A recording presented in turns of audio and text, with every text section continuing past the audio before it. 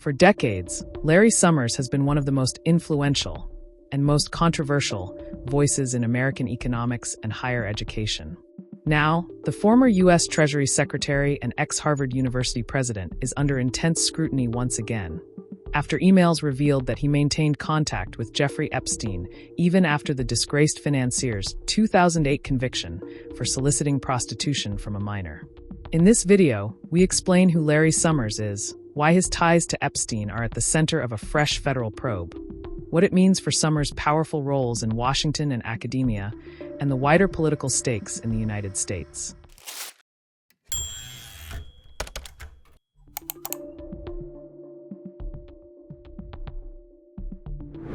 According to the Associated Press, Summers, now 70 years old, has taken leave from his teaching post at Harvard University.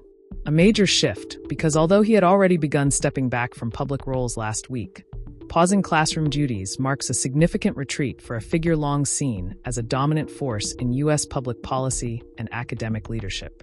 Summers issued a statement declaring that he has great regrets in my life and calling his association with Epstein a major error in judgment.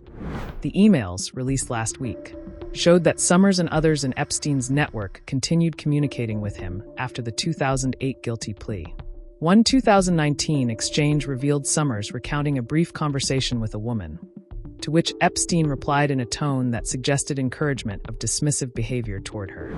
Following the backlash from these emails, Summers also resigned from the board of OpenAI. Other institutions, including the Center for American Progress and Yale's Budget Lab, have confirmed he is no longer affiliated with their organizations.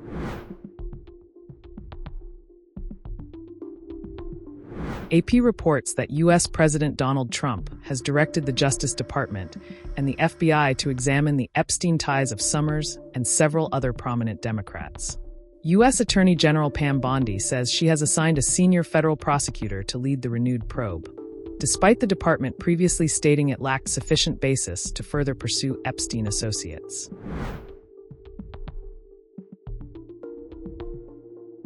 Summers first rose to national prominence during the Clinton administration. At just 28, he had already become one of Harvard's youngest ever tenured scholars before moving into a senior role at the World Bank. His prominence grew even further when he helped steer the U.S. response to the Asian financial crisis as Deputy Treasury Secretary. He appeared on the cover of Time magazine beside Robert Rubin and Alan Greenspan.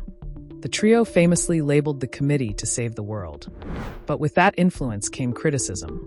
As Clinton's final Treasury Secretary, Summers backed deregulation policies that removed long-standing financial safeguards dating to the Great Depression. Policies later blamed for worsening the 2008 global crash.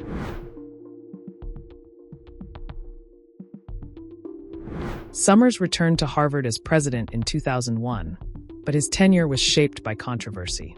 In 2005, during a conference on diversity in science, he said women were underrepresented in mathematics and engineering partly because of intrinsic aptitude, remarks widely condemned as sexist. Conflict with faculty grew, and in 2006 he stepped down.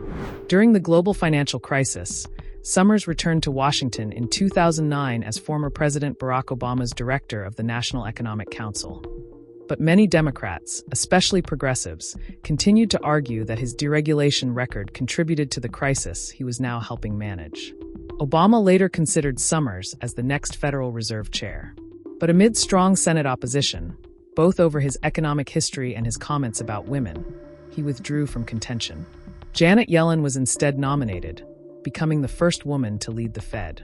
Larry Summers has shaped global economic policy for more than 3 decades, a respected thinker to some, a symbol of flawed power to others.